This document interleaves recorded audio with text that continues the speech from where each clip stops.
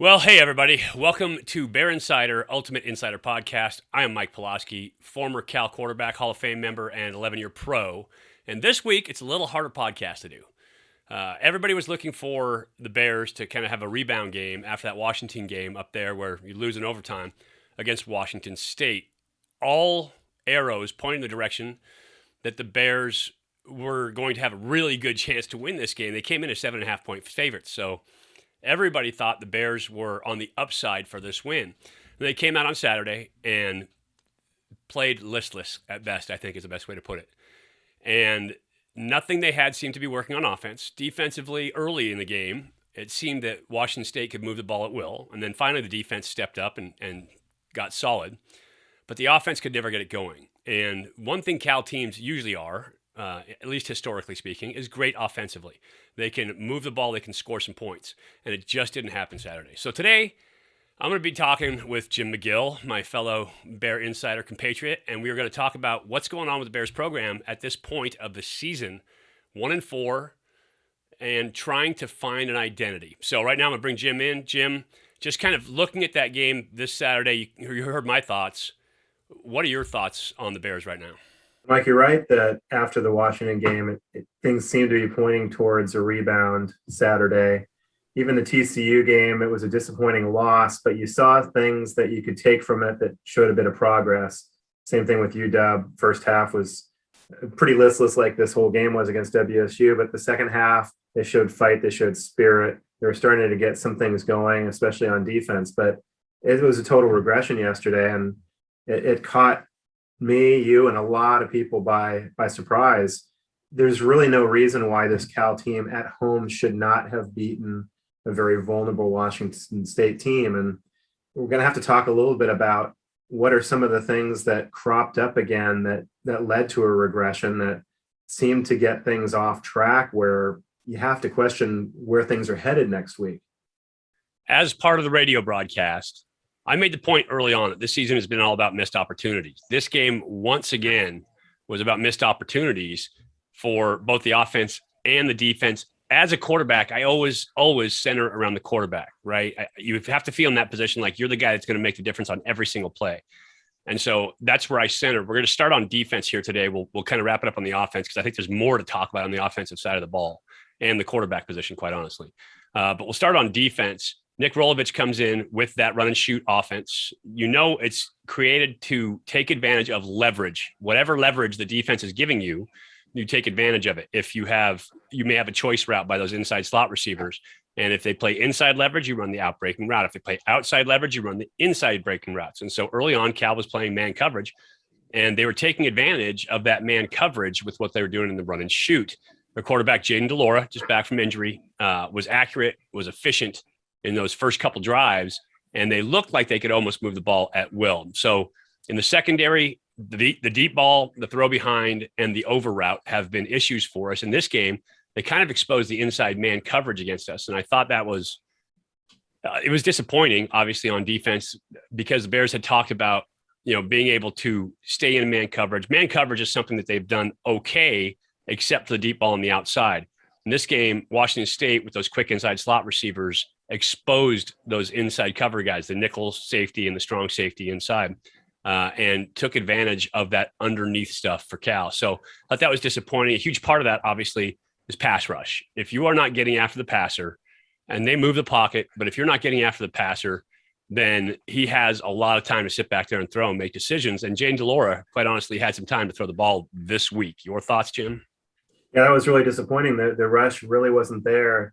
Even though the defensive line hasn't gotten to the quarterback that much in the last couple of weeks, they weren't even that close very often against Washington State. They just gave them a clean pocket way too often. And when you have guys like Luke Beckett and Tevis, and you've got big beefy guys inside like McKenzie, you should be able to put pressure, especially when you bring a rusher like Good up to the line, who's traditionally been very good about getting pressure on the QB. They just weren't doing it. I don't know if it was a scheme issue, if their level of energy was down. There's no excuse for it, whatever the case was. As far as the inside passing game, we saw it exploited a lot in the Nevada game too. A lot of that was the linebackers, inside linebackers, failing to drop back into coverage too. But I don't know that there's any area that you can point to that's especially reliable in pass coverage either. It seems like a scheming issue. It seems like, I don't know, the execution isn't there. It's hard to really put a finger on, but they weren't stopping them at all in the first half. The second half, obviously, they didn't score points. Did you see adjustments that maybe led to a change? Did they go to more zone? What was happening there? Well, they had to go to zone because they weren't winning in man. And so they did some of that. They put in, or they used, I should say, some of those twist schemes where they were moving guys around, trying to get pressure, getting linebackers on run-throughs that historically Cal's been really good at. And so they did some of that. I think a huge piece of that, and not being able to use all that, is that we have new and young linebackers this year. There are guys without a ton of experience at that linebacker spot. We even got to see Nate Ricina on the field this week for the Bears, who got a nice interception there in the second half. And so we've got new faces inside. And if the linebackers are part of that rush scheme in a delay blitz style or in some kind of pick twist style, they have to be on it and they have to have their great timing. And it just hasn't shown up. We're so used to seeing, great linebacker play from when Justin came in all the way back to Jordan Kanashik, right? Working up through Evan Weaver. Cam Good's always been good. But that middle linebacker spot right now, really young and not nearly as efficient as it has been in the past. Yeah, the defense has to be a key component of any Cal win. They're not going to outscore teams. And we've only seen it in flashes. We've seen it for quarters or halves, but never really a complete game. And that's troubling at this point. Yeah, and I mean, in fairness, Dan McKenzie was out, but he's out for the season now. But he was a nose guard. Nose guard isn't generally your pass rush guy. He's your block eater.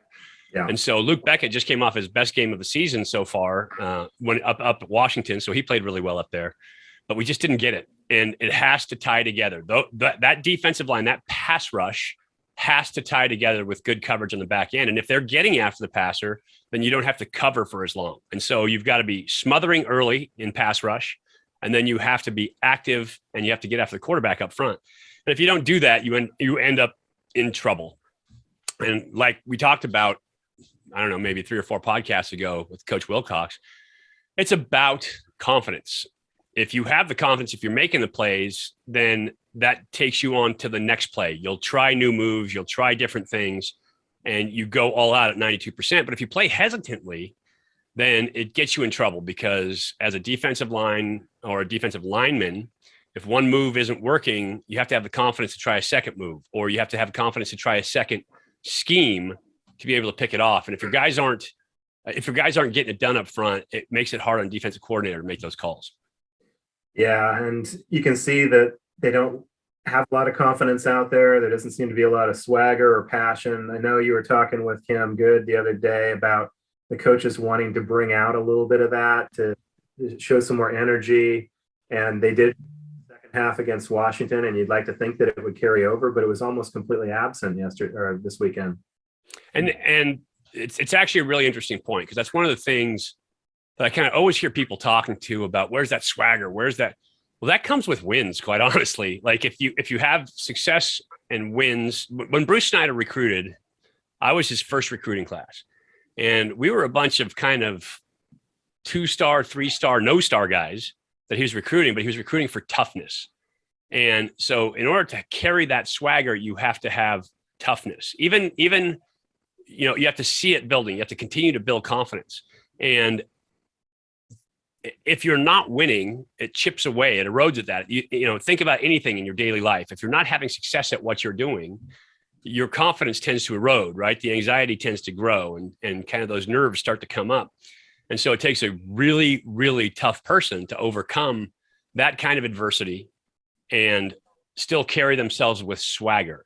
Any team that's not winning that carries themselves with swagger, to me, is ridiculous, because if you're not winning, there's no reason to have swagger. There's no reason. You're not having success. And so it's hubris, it's arrogance, it's not confidence. And so there's such a fine line between, having that confidence and it being arrogance for athletes, that it's important that I think we differentiate that here. I'm not looking for swagger for this team. I am looking for confident play. I'm looking for competent play. which then leads to more confident play, because you have to have success at what you're doing in order to build that confidence and to be able to walk the walk as you were. And so I wouldn't expect a lot of confidence on this team. And quite honestly, if you watch the post-game press conferences, you can see it both in Coach Wilcox and the players that emotionally this is starting to take its toll on these guys. You could hear it in their voices. You could hear it in the phrasing of what they're saying. They're owning it and they're being accountable for it, which is really important in football. But they're also, you could hear them kind of, that dauber's getting down a little bit, and that's a little bit tough to take.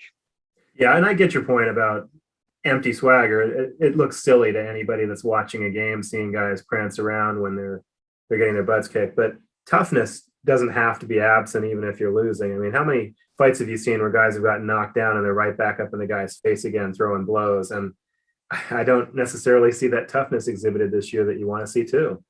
Yeah, well, that's the truth. And we'll talk about that. Let's switch over to the offensive side of the ball, because I think it was really apparent on the offensive side of the ball. One of the things, and I literally just finished watching game film, one of the things that really stands out when you watch that game film is that Washington State was beating Cal's players to the point. They were beating them to the point of attack. They were beating them on the edge in the pass rush. They were getting to the breaks in the routes before the receivers were. When they played man, there was not a lot of great separation out there from the receivers and the DBs, which makes it tough. And that said, it doesn't get Chase off the hook here. We're going to talk about quarterback play. We're going to finish with quarterback play here today, because I'm going to go into depth a little bit in terms of quarterback play.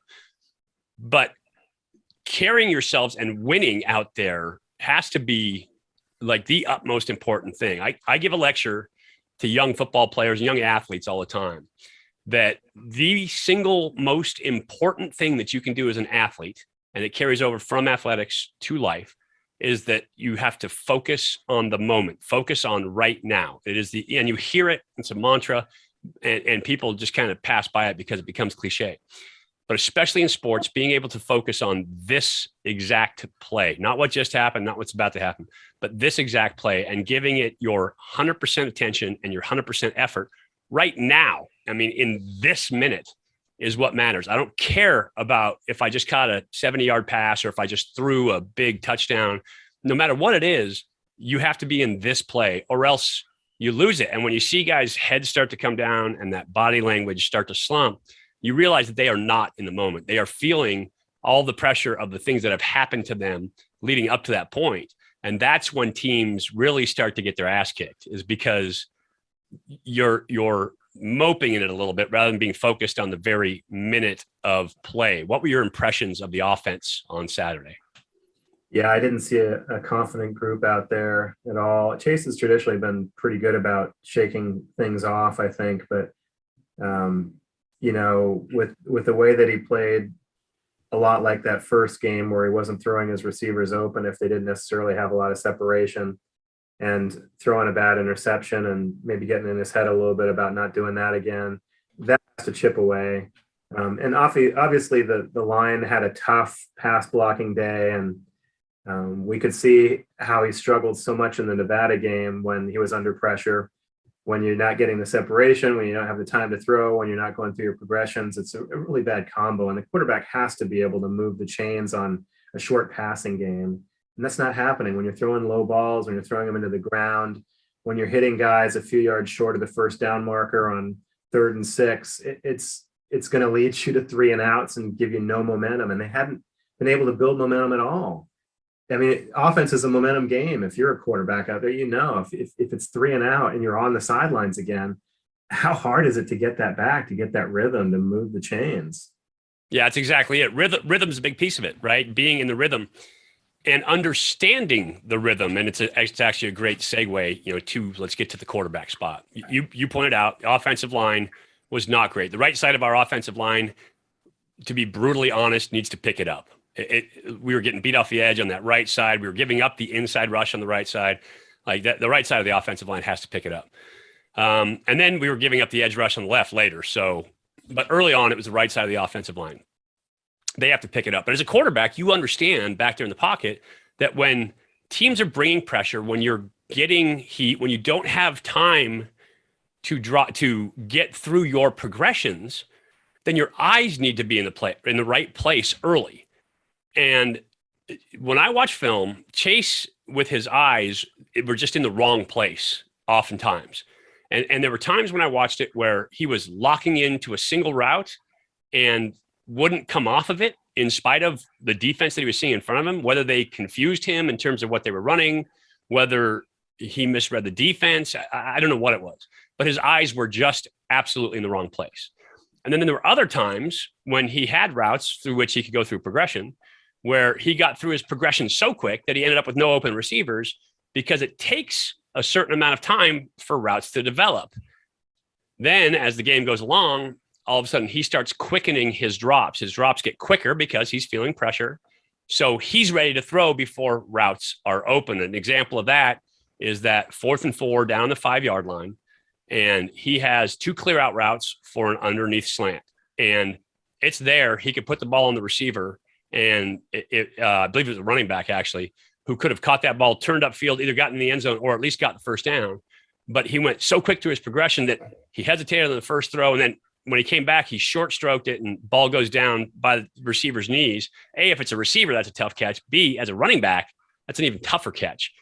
And so, like, the game speed for Chase is not there in terms of understanding where his eyes need to be, in terms of being at the pace of the game, and then understanding what the situation is. If it's 3rd and long, guys are going to drop out underneath. My job is to get it back down to my check down and let him make the yards at the end. So you push him off with your eyes, feel the timing of the play, and then drop the ball underneath. And it's just not happening at that quarterback position. It was the same in that Nevada game early on. I think Billy Musgrave gave Chase some really clean looks versus TCU. I thought he got some really good looks in terms of play calls versus Sac State. And then at Washington, there were actually some really clean looks that we didn't execute on up there as well. And so I think TCU is the high water mark for Chase's play this year, but we've seen some of that regression into that game speed just being a little too fast for his processing speed right now. Let me ask you this too. It seems that the check down routes so often are short of the marker.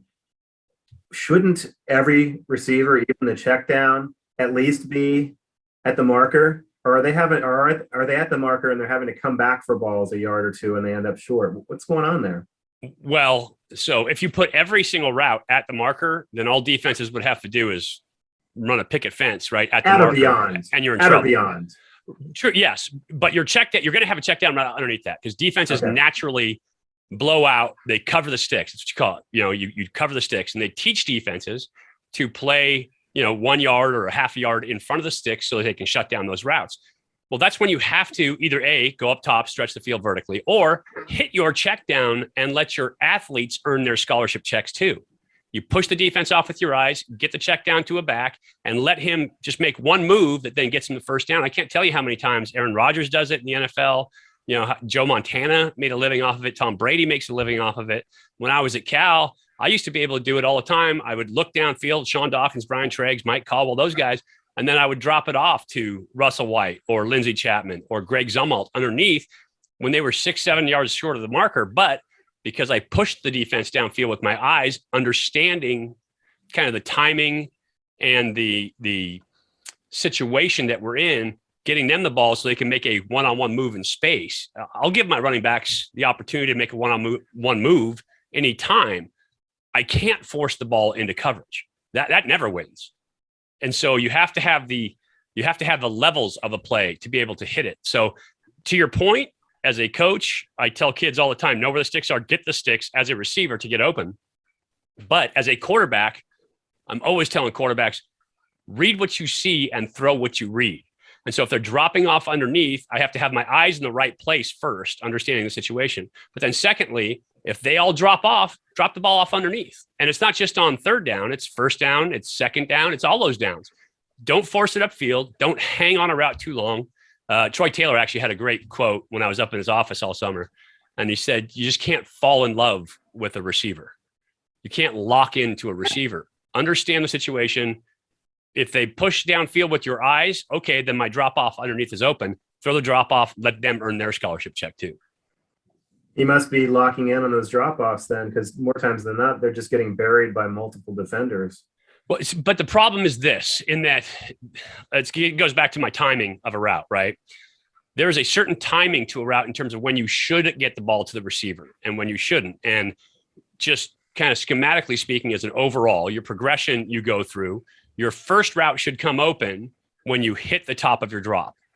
Your second route comes open on your first hitch. If you haven't gotten it to those routes by then, then your check down should be the third option. And so you need to be in that timing with your footwork, with the understanding. And then if you get pressure, if you are forced to jump up into a tight pocket, if you are forced to slide off of a tight pocket, then you get to your check down quicker.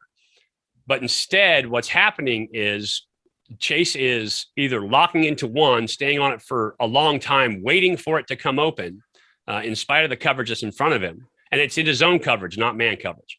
You see the zone coverage and he's just hanging on a route. And then by that time, it's too late and he gets the ball to the check down really late when everybody's already reacted back to it. Or he gets through his progression so quick that nothing's open because it's not timing out with your drop and with where you're going in your as a quarterback in terms of your progression. And then he's coming back around to it, in which case he's getting to the check down when it's covered again. And so these things are designed to come open at a certain time, and the timing is just off for Chase right now. And it could be that the speed of the game is so fast in his head on the field that he's just boom and getting through it and it's tough, or that he's just not seeing it, right? He's getting confused by what's going on out there. What are the dynamics of moving in one of the other quarterbacks during the course of the game? Is it a very difficult adjustment for the guy coming in and for the line blocking for a new guy? Well, so that call. Being a backup quarterback and coming into a game is one of the toughest jobs in sports, period, because you're not at game speed. So that's tough. But it's been done, and it's been done successfully before. The question is this: you have a fourth-year starting quarterback, and they have won a lot of games with Chase at quarterback. And so there's several questions around it. Do you have a guy that you feel confident in that gives you a chance? That's one, right? That's the biggest one. Do you have another guy that you feel confident can give you a chance to win the football game if you pull the trigger and move him in? So that's a huge one. The second piece of it is, if we have that guy, are we in a position that we can get success by putting him in, right? Are we as a team doing what we need to do to have that success? So that's the second piece of it as a coach. The third piece of it is, what does it do to team chemistry? And sometimes when you put a backup quarterback in, it gives you a spark, right? Sometimes you get the Cheez-It Bowl. You don't get a spark. You get, your team just goes, oh, and they drop their heads, right? And that's it. That said, and we're talking about team chemistry with a team that's 1-4 right now. The Bears have made moves on defense with corners. They've rotated corners out. They have, for lack of a better term, benched guys and given other guys starts, given other guys opportunities. They've done it at linebacker. So we've seen Tattersall didn't start the game last week. They've done it on the defensive line. So we've seen different units rep through all those different spots. They've also done it at wide receiver, moving guys around, trying to get a spot. And that's a position that kind of normally rolls through anyway. And this week we saw them make changes at the offensive line. So we saw, Del Toso come out. We saw Driscoll go in. We saw some new faces on that offensive line during the game as well. And then Damian Moore fumbles on the first play of the game. He gets pulled. Chris Brooks gets a bunch of play, and Christopher Street gets a bunch of play. And so the one position they haven't done it at is quarterback. But that's the big marquee position. Fourth-year starting senior, not getting it right. He needs to find a way to slow down the game. He has all the tools in the world. And I like Chase. So when I'm saying this on the podcast, I like him as a dude. I like him as a Cal quarterback. I feel a loyalty to him. Having played that position for the Miami Hooters, the worst team in the history of football, I know it's not always the quarterback's fault. And so I don't want to hang everything on him, but he has to, as a fourth-year senior, play better, period. And I think if you were to ask him, he would tell you he has to play better. And when you watch it on film as a quarterback, you would say, oh, that's, it's there. I just missed it. I have to play better.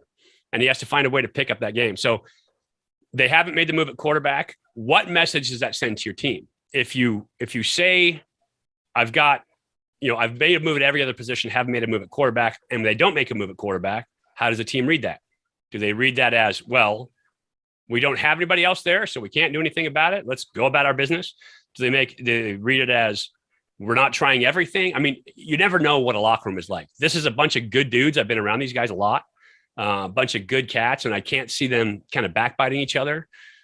But they're in a place where they are searching for answers. And so where is the answer for the Bears right now? I can't tell you. I'm not a coach. Those guys are in the meetings. Those guys are there on paper, on film with each other every single day. That's got to be their call. That's why they get paid the big bucks to coach. But as an analyst, something's got to change. And Chase has to pick his game up to the fourth year senior level. You know, he's been in the program 5 years. If he has these regressions 2 out of 5 games, I'm not really confident that he's going to be able to do that consistently when the heat's on and they're playing better competition throughout the rest of the schedule. It seems to me like you got to at least give a series or 2 to another guy, whether it be Glover or Johnson or somebody, just to see if it lights a spark. Yeah, it's a double-edged sword. That if you're talking about just giving a series or 2, that's not enough. Either a guy's got to have your full faith and confidence, as they say, or it's just a gimmick, right? And so if you make the move, it's got to be, you have full backing in the move as the quarterback to be the guy. And that's that. I'm not saying fully going forward, but I'm just saying in this game, in this moment, right, focusing on right now, you have our full faith and confidence to be the guy. And it's tough to do it coming off the bench. It's just really tough to do it coming off the bench. And so, this week, by the way, next week, not this week, because we're in a bye this week, it's a really tough time to do it. Think about when they threw Spencer Brash into the fire versus Utah. I mean, like, you couldn't make it a tougher job for a backup quarterback than to come in against a great defense who's super athletic. And so no matter who you were, if you were to make the move, and I'm not saying anybody should, or I'm not saying anybody's gonna, I'm just saying if on a schematic level you make that move, you got 2 weeks to prepare this bye week, and you're going to have to really kind of narrow what you do on offense, because the starter gets a lion's share of the reps, 90+% of the reps, because they have to. There's not enough reps in the week for a starting quarterback. And so you have to shorten the playbook, and you have to give, if you're going to make the move, again, speaking schematically, just kind of on a big picture scale, you have to give that guy as many reps as possible. And so what does that do to team chemistry as well, right? Chase is beloved by this team. They like Chase a lot. And so what would that do? I don't know. And I'm not calling for it. So I don't want anybody to say, oh, Pulaski called for it. I'm not calling for it. I'm just saying that there's some questions that have to be answered at the position.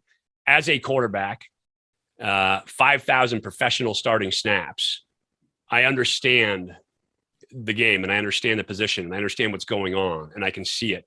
And so something has to happen. Chase played extremely well in that TCU game. I said after watching that film, there wasn't a single read that he made that I didn't get.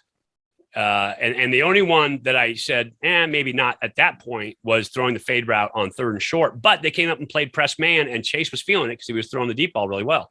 So I don't disagree with it, but that game was great. His reads were great. Billy dialed up some great offense. And let me say this too, for like everybody who's talking about Bill Musgrave, there were a couple plays in this game, the flea flicker being one of them, that I thought, maybe not. But he dialed up some opportunities. Like, there was a lot of stuff there that didn't execute. And so it's not on the play calling at that point as it is on the execution of the play. And that's where the Bears, I think, are falling down right now, is executing plays. Now, there were also plays where there was nothing there. There was absolutely nothing, and we were getting pressure. But there were enough plays that were there that we didn't have to be 20% on 3rd down. Yeah. Well, it's disappointing at this point. We've seen experienced personnel on the field. There's not a lot of turnover. There's been a little bit of movement on the line, the new receiver here or there, like Hunter coming back from injury. But for the most part, they're in a position where they should be able to execute the game plan with who they have out there. And the failure to do it against teams that really shouldn't present them as much of a challenge as they have is really disappointing. I don't really know how you turn the corner on that, honestly. Yeah, that's a tough thing to do. It's especially, we talked about with the confidence, right? With the chemistry, what's going on in the locker room. But there has to be something in order to do it. There has to be something to give you a spark at this point. One thing I know has to happen is they have to make a move on field goal PAT. Gonna ask about that. Yeah, we need to be able to snap, hold, kick. And right now our holder, it just looked to me, watching the replay, has a case of the yips. There were a couple low inside snaps. The last two were low inside snaps. And the one before, he didn't get his thumbs inside of it or didn't cup his hands to get that ball. And this last one, his hands jumped up as he was going for it, like he was expecting to short hop. You got to get your hands underneath the ball. And that's not happening. I am always a fan of quarterbacks being holders. And so I think you have to move a quarterback into that position. There are several guys who are athletic enough. There are several guys who do it. Quarterbacks catch all the time. They're used to handling bad balls more so than a punter is. And I get it. The punter and the kicker work together all the time. And so they have all the time in the world to kick. And you could still have somebody hold for him, and the quarterback can then replicate that holding position. That's all you have to do. And so if you do that, kickers got to get over whatever emotional heebie-jeebies they have, because kickers are weird, but they have to get over that and just kick, but put a quarterback back there, in my mind, because that's the guy who's going to be good under pressure. And that's the guy who's going to field those snaps, even though they're not perfect. I was lucky we had David Binn, and David was the first specialist at that long snapping position in the NFL. But even he missed a couple snaps. And so when they do miss them, you've got to be able to handle them. And the inside ball is the toughest one to handle. But that's your job. I mean, your title says holder. So you got to catch it and hold that football. And if you can't do it, next guy up.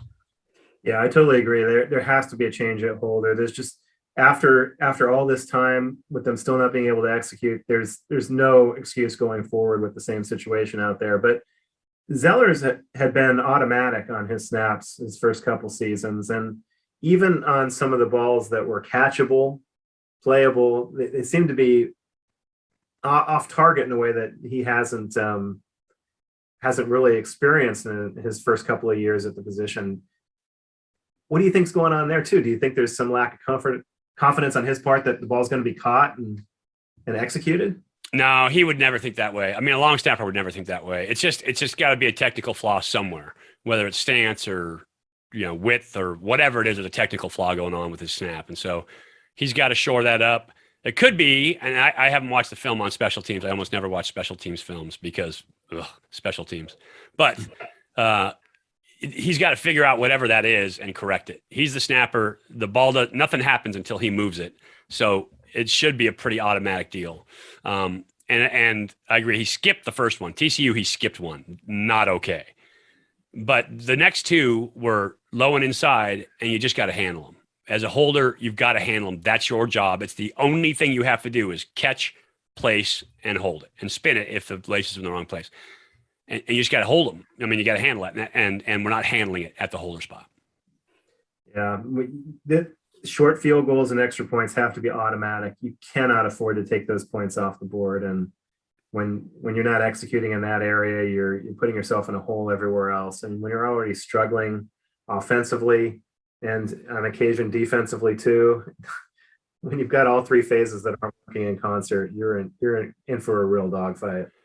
You really are. And on that point, I think we've kind of covered it here today. Jim, I appreciate you coming on with me. A little rundown. It's tough. But here's the thing. Like, you're a Cal guy. I'm a Cal guy. We love our Golden Bears. And I love all these Golden Bears players. Even when I'm being critical, sometimes tough love is the best love. I walked a mile in their shoes. I understand what it's like. I was on some bad teams at Cal. And so I get it. But you need to focus back in the moment. You need to prepare everything you can to win and expect to win. That's the biggest piece of it. And so, I want nothing but success for these guys. I'm just giving it to you as an analyst, as I know you are, Jim. We talk about this stuff off air all the time, and we love our Golden Bears. We just want to see them play better. So thank you for coming on today for this postmortem of the Washington State game. Always great to have you on. Thanks, Mike. Well, that'll do it for another episode of Ultimate Insider. For Bear Insider, I am Mike Pulaski. Go Bears.